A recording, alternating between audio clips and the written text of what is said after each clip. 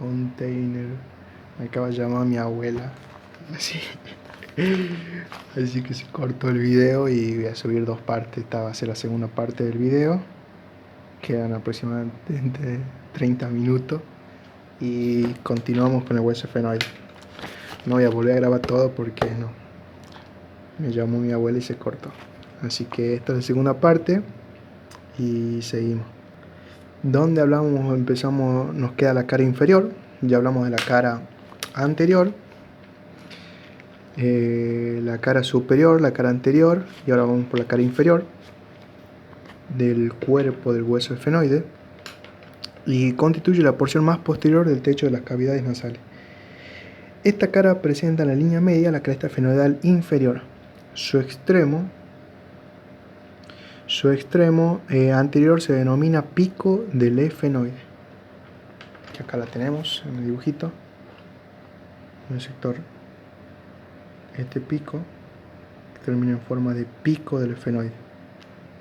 Acá en esta parte tenemos superiormente, porque esta es la vista inferior, y de este otro lado tendría la vista superior o vista anterior, y ahí está el proceso etmoidal que hablamos anteriormente, que se articula con el hueso etmoide, más precisamente con la crista Galli. Y inferior a este proceso etmoidal teníamos lo que se denominaba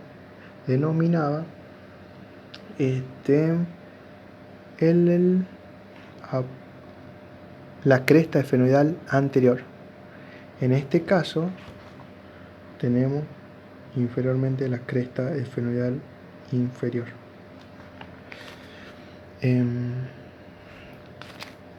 Esta cresta esfenoidal inferior, su extremo anterior se denomina pico del esfenoides. Es muy saliente y se continúa con la cresta esfenoidal.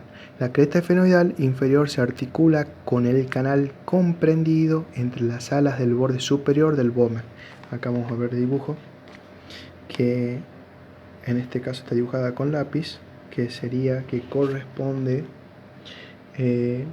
al vómer, al hueso vómer. Y en este caso dice que esta cresta esfenoidal inferior se articula con el canal comprendido, aquí tendríamos el canal comprendido entre las alas del borde superior del vómer. Estas son las alitas del vómer superior. Estas adaptan estas dos superficies, tanto la del vómer como la del hueso esfenoidal, no se articulan o no presentan una adaptación completa, por lo tanto forman un canal que se llama conducto esfenoidal medio, comprendido entre el fondo del canal vomeriano y la arista de la cresta esfenoidal inferior. A cada lado de la cresta media se encuentra una superficie lisa, triangular, de base anterior, formada por los cornetes esfenoidales. Acá tenemos que los cornetes esfenoidales de forma triangular a ambos lados de la línea media. Tenemos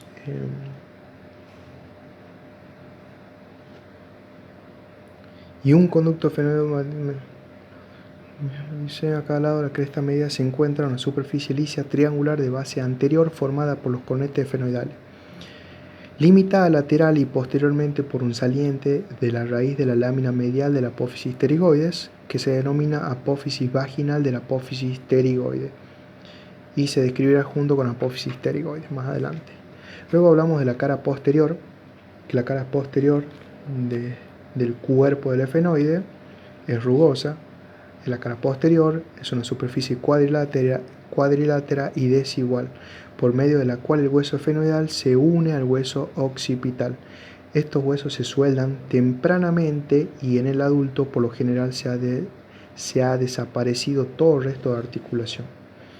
Luego tenemos las caras laterales del cuerpo del esfenoide, de las cuales nacen superior y anteriormente las alas menores, y inferiormente y posterior las alas mayores. El proceso comprendido entre la raíz inferior del ala menor y el borde anterior del ala mayor corresponde al extremo medial de la fisura orbitaria superior. En esta porción de la fisura orbitaria superior hemos descrito un estrecho surco en el cual se inserta el anillo tendinoso común de los músculos extraoculares. Se denominan surco del anillo tendinoso común. Acá lo observamos. El surco del anillo tendinoso común. Acá vemos el dibujo. Pongan pausa si quieren y ven todos los detalles. Es mejor que busquen otras imágenes donde se vea mucho mejor y sigan la lectura. Tendinoso común del músculo extraocular, denominado surco del anillo tendinoso común. Es casi anteroposterior y se halla sobrepasado anteriormente por un pequeño saliente, el cual es el denominado el tubérculo subóptico. Anteriormente a la fisura orbitaria superior, la cara lateral es lisa y constituye la porción más posterior de la pared medial de la órbita. Esos datos son importantes, igual que todo. Superior y posteriormente a la raíz del ala mayor del hueso efenoide se observa un canal en forma de S, el surco carotidio. En la parte anterior de este surco, acá lo vamos a observar, el surco carotidio. ¿Dónde está? Acá está. El surco carotidio en forma de S. Dice que en la parte anterior de este surco, entre este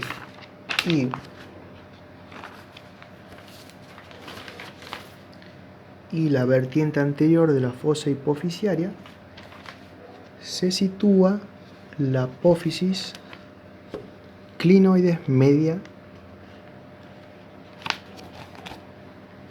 Dice que en la vertiente anterior de la fosa hipofisiaria se sitúa la apófisis clinoides media, ya señalada. Luego tenemos las alas menores, vamos por las alas menores, nos quedan las alas menores, las alas mayores y la apófisis pterigoide. En las alas menores son dos láminas horizontales, vamos a ver en esta vista, que encontramos acá las alas menores. Acá tenemos otra ala menor, el cuerpo. Acá tenemos una vista anterior, el ala menor, que está en el superior, y las alas mayores. Estas alas menores son dos láminas horizontales triangulares de vértices laterales situados a ambos lados de la porción anterior y superior del cuerpo del hueso efenoides. Nacen del cuerpo del hueso efenoides por medio de dos raíces, una raíz superior que es delgada y aplanada, de superior e inferior, que parece prolongar lateralmente el yugo efenoidal.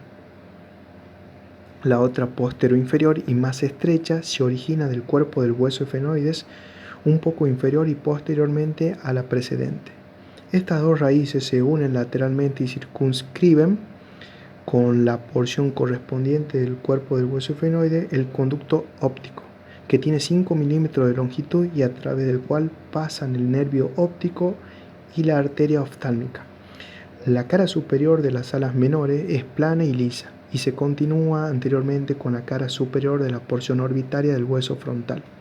La cara inferior forma la porción más profunda de la pared superior de la órbita y limita superiormente la fisura orbitaria superior. El borde anterior, tallado en bisel a expensa de la cara inferior, se articula con la porción orbitaria del hueso frontal.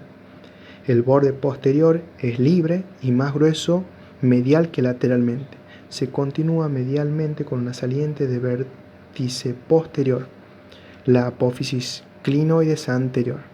El vértice es afilado y se extiende a algunos milímetros del extremo lateral de la fisura orbitaria superior, con respecto eso a las alas menores. Luego seguimos con las alas mayores, que dice que se origina de la porción posterior de las caras laterales del cuerpo del hueso efenoide y se despliegan primero lateral y después lateral y superiormente. En cada una de ellas se puede distinguir dos caras, principalmente una medial, que corresponde a la cerebral o endocraneal, y la otra lateral o exocraneal.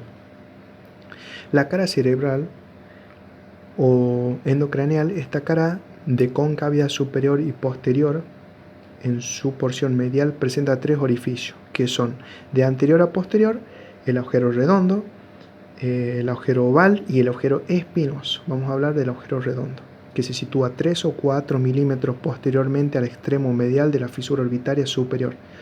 Se trata de un conducto muy corto, antero-posterior, que da paso al nervio maxilar y a veces también a pequeñas venas emisarias. El agujero oval, que es el siguiente agujero,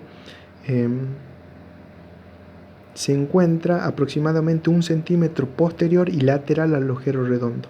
Da paso al nervio mandibular, a la rama accesoria de la arteria meningia media y a pequeñas venas emisarias. Y luego tenemos como último el agujero espinoso, que se sitúa 2 o 3 milímetros posterior y lateral al agujero oval. Está atravesado por una arteria meningia media y por el ramo meningio del nervio mandibular. Además, en esta región se pueden encontrar 2 orificios inconstantes, que son el agujero venoso, situado anterior y medialmente al agujero oval y atravesado por una vena emisaria, y el agujero petroso. Ustedes se tienen que quedar con el agujero redondo, el agujero oval y el agujero espinoso y saber qué lo atraviesa o qué otros detalles anatómicos lo atraviesa, qué arteria, qué vena, qué nervio lo atraviesan y dónde se encuentra. Está también el agujero venoso y el agujero petroso, que son más bien que pueden encontrarse o no. Y el agujero petroso situado medial y posteriormente al agujero oval y destinado al paso del ramo comúnmente con el plexo timpánico unido al nervio petroso menor. En el resto de su extensión, la cara cerebral está recubierta de impresiones digitales, eminencias mamilares y surcos vasculares.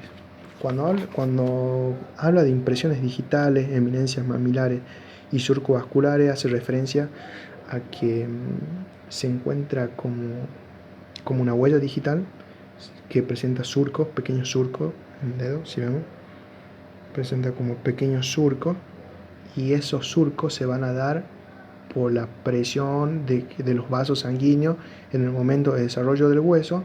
Por lo tanto, ese hueso quedó dibujado, plasmado las arterias y los nervios que dan la impresión o le dan esta forma de impresiones digitales o surcos vasculares. Luego tenemos la cara exocraneal, que la cara exocraneal está dividida en 2 partes o caras, una orbitaria y otra temporocigomática. Dice, por una cresta y otra temporocigomática por una cresta denominada borde cigomático. El borde cigomático es vertical y se articula con el borde posterior de la apófisis frontal del hueso cigomático. La cara orbitaria se halla orientada anterior y medialmente y participa en la formación de la pared lateral de la órbita. Es plana y triangular. Su base anterolateral se confunde con el borde cigomático. El vértice de esta cara es posterior y medial, corresponde a la extremidad anterior de la raíz del ala mayor. Su borde superior forma el labio inferior de la fisura orbitaria superior. Su borde inferior limita superiormente la fisura orbitaria inferior. Luego tenemos que la cara temporocigomática está subdividida en 2 porciones, una superior o temporal y otra inferior o cigomática, por una cresta anteroposterior denominada cresta infratemporal. La porción superior o temporal de la cara temporocigomática se orienta verticalmente y lateralmente y forma parte de la fosa temporal y da inserción a los músculos temporal. La porción inferior o cigomática es horizontal y constituye la pared superior de la fosa infratemporal y da inserción en el fascículo superior del músculo pterigoideo lateral o externo. La cresta infratemporal es rugosa y presenta en su extremo anterior un saliente orientado lateral o inferiormente denominado tubérculo esfenoidal. Este tubérculo da inserción a fascículos del músculo temporal y del músculo pterigoideo lateral. Luego tenemos los bordes, hablamos de los bordes, que el ala mayor del hueso esfenoide está limitado por 2 bordes, uno medial y otro lateral. El borde medial del ala mayor del hueso esfenoide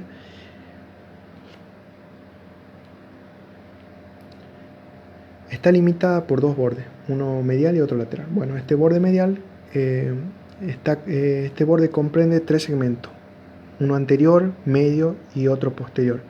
El segmento anterior está constituido por el borde superior de la porción orbitaria de la cara exocraneal y forma el labio inferior de la fisura orbitaria superior. Esta fisura, ancha medialmente y estrecha en su mitad lateral, permite el paso de los nervios oculomotor, abducen y troclear, de los ramos terminales del nervio olfatorio y de la vena oftálmica. El límite entre la parte medial y ancha y la parte lateral estrecha de la fisura orbitaria superior está marcado por un pequeño saliente del borde inferior de esta. El segmento medial, unido al cuerpo del hueso efenoides, constituye la raíz del ala mayor. El segmento posterior se dirige oblicuamente, posterior y lateralmente. Anteriormente forma el borde anterior del agujero rasgado, se articula posteriormente a este orificio con el borde anterior de la porción petrosa del hueso temporal. A lo largo de su labio inferior se encuentra un canal que corresponde a la trompa auditiva.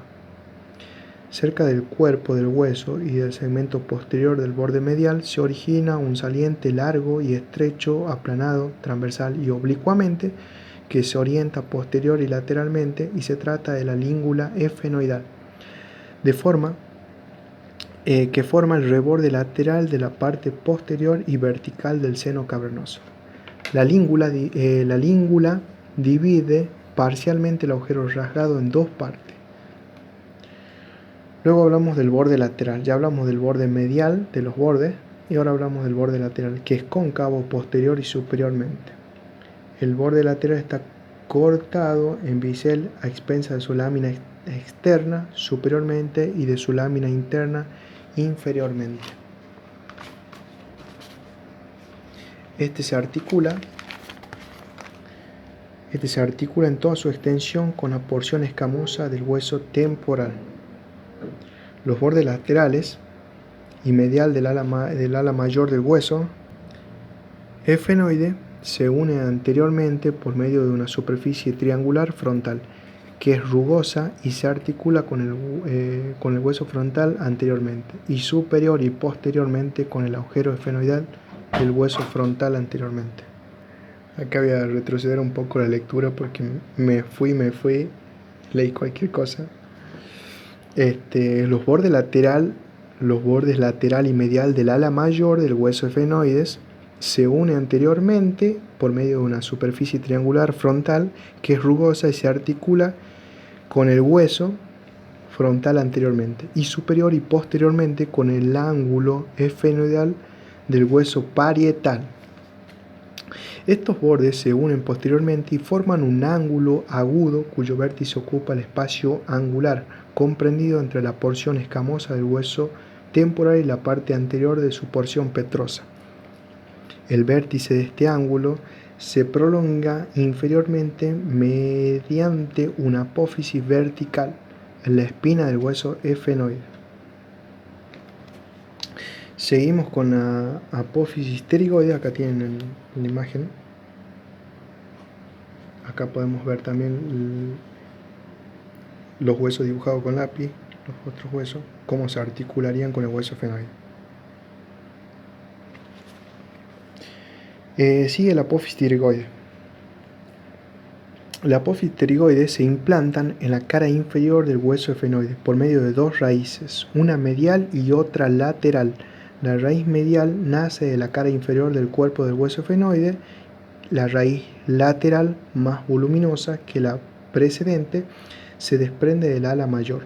Las dos raíces, en un principio separadas unas de otras, se reúnen un poco inferiormente a su origen y circunscriben un conducto antero-posterior que se denomina el conducto pterigoideo, o el conducto vidiano, que lo podemos encontrar en otros libros, por el cual pasan los vasos y nervios del conducto pterigoideo.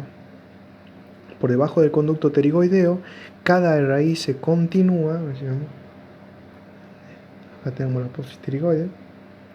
Dice que cada raíz se continúa inferiormente con una lámina ósea o ala aplanada de lateral a medial, por tanto se distingue una lámina medial y una lámina lateral de la apófisis pterigoide.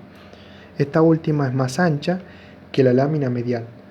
Las dos alas se unen por su borde anterior en la mitad superior de su altura y configuran un ángulo diedro abierto posteriormente que contribuye a formar la fosa pterigoidea. En su mitad inferior las dos láminas se separan una de otra, al mismo tiempo se estrechan gradualmente de superior a inferior. De este modo limitan una escotadura triangular, la escotadura pterigoidea, ocupada por la apófisis piramidal del hueso palatino. La cara anterior de la apófisis pterigoide forma parte de la pared posterior del trasfondo de la fosa infratemporal. En su extremo superior se observa el ángulo anterior ensanchado del conducto pterigoideo. La cara medial se articula anteriormente con la lámina perpendicular del hueso palatino. Del extremo superior de esta cara nace una lámina ósea, la apófisis vaginal. Esta se dirige medialmente apoyándose en la cara inferior del cuerpo del hueso efenoide. Finaliza en un borde medial libre que limita un surco profundo con las partes correspondientes de la cara inferior del cuerpo del hueso efenoide. El borde del ala del vómer se une a la entrada de este surco y lo transforma en el surco vómero-vaginal. En la cara inferior de la apófisis vaginal existe un canal anteroposterior transformado en surco palato-vaginal por la apófisis efenoidal del hueso palatino. La cara lateral de la apófisis pterigoide limita medialmente la fosa infratemporal y sirve de inserción del músculo pterigoideo lateral. La cara posterior participa en su totalidad en la formación de la fosa pterigoidea. En la parte supromedial de la fosa pterigoidea destaca una pequeña depresión alargada que corresponde a la fosa escafoidea, en la que se inserta el músculo tensor del velo del paladar. La pared medial de la fosa pterigoidea se relaciona con el músculo tensor del velo del paladar. La pared lateral y el fondo dan origen al músculo pterigoideo medial.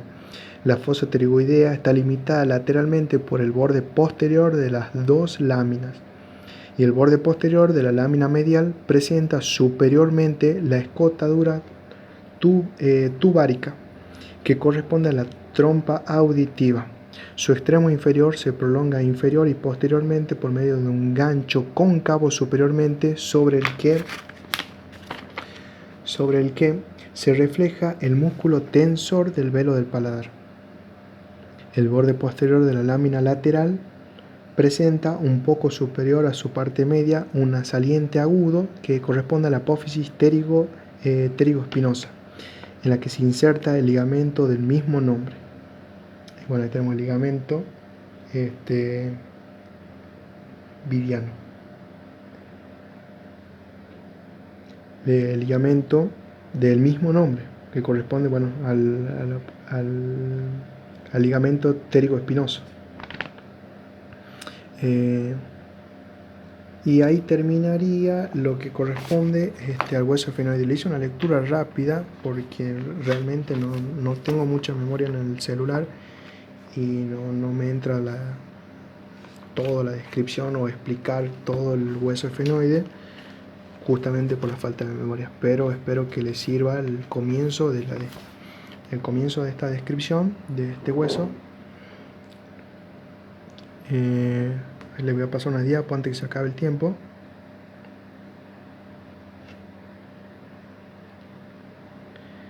Y bueno, espero que les sirva, les sea de mucha ayuda la lectura, más bien para que repasen o vuelvan a escuchar algunas partes.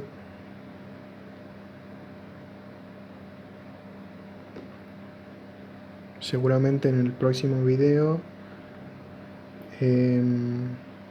seguirá el hueso temporal, no sé muy bien, y si hablo del hueso temporal seguramente no voy a hablar de todo el hueso porque no me va a alcanzar el tiempo, pero sí me gustaría hablar más bien del peñasco del temporal, que justamente aquí lo tengo. A ver, le paso esta imagen, que tengo el peñasco del temporal. Y este sí es, creo que uno de los huesos más complicados. Más bien esta es la porción más complicada del hueso temporal.